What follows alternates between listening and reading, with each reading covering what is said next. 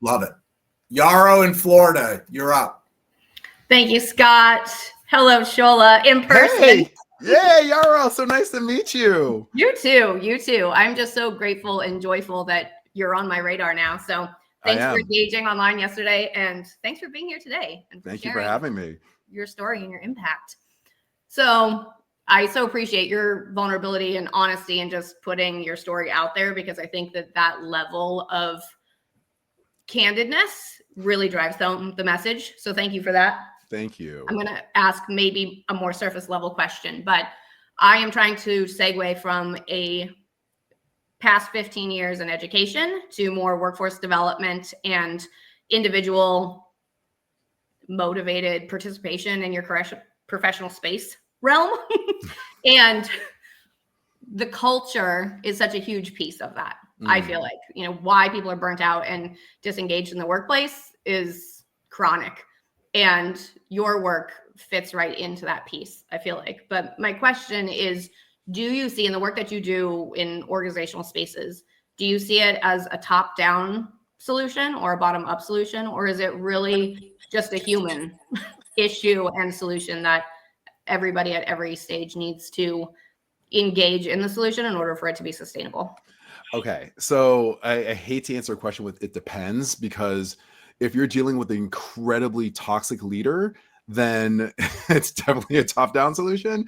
But generally speaking, from the work that I do, I would say that this is a very much all hands on deck type of situation. There's an idea around accountability that the best organizations that I've worked with, they go farther than boss holds staff accountable or peers hold peers accountable. It's this universal accountability to civility and kindness and respect that I can go to the boss and say, hey, listen, the way that you're speaking during our team meeting just wasn't okay. I just want you to be aware of that if you weren't aware of it. And like, oh my gosh, thank you for sharing that with me. That's the power of bringing this all together. But culture, if you want to define it super simply, it's just like the way we do things around here. And I think this has to be an all hands on deck thing. However, if you forced my hand and said, well, who's going to be? Is it going to be individual, boss, the team? I would probably say the leader if I was forced to, because I'll give you an example. I don't know how many of you in your current jobs, or if you run a business, or if you had jobs in the past like this, where boundaries are non-existent, right? And I think this is a big part of it. As adults, we should have boundaries. And I found that some bosses are quick to violate boundaries, and cultures that let this happen, where people are emailing folks on vacation, on their honeymoon at like 2 a.m. on a Sunday and expecting immediate response. Like, that's insanity. And I'm going to say this with love to everyone who is hearing me. The only people who will be upset with you enforcing your boundaries are the people who benefited from you not having any boundaries in the first place. Does that make sense? 100%. Okay. And I'll say something else to go even deeper on this, because this is kind of my passion point. For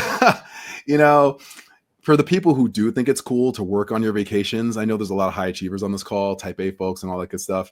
I'm just going to say this definitively. The only people who will remember you working while you're on vacation are a significant other, your loved ones, and your kids. 20 years from now. If you think anyone's going to remember 20 years from now, it will be your significant other, your loved ones, and your kids. Just choose wisely.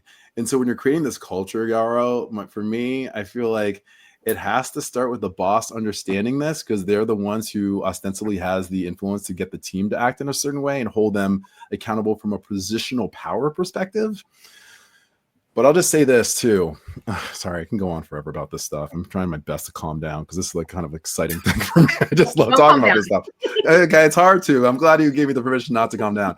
It's like, the way I see it is like, I wish every leader on earth would ask this question. Because if I could ask their staff this question, let me say it that way. For those of you who are leading other humans, if I had your staff on this call, I would ask them this very simple question.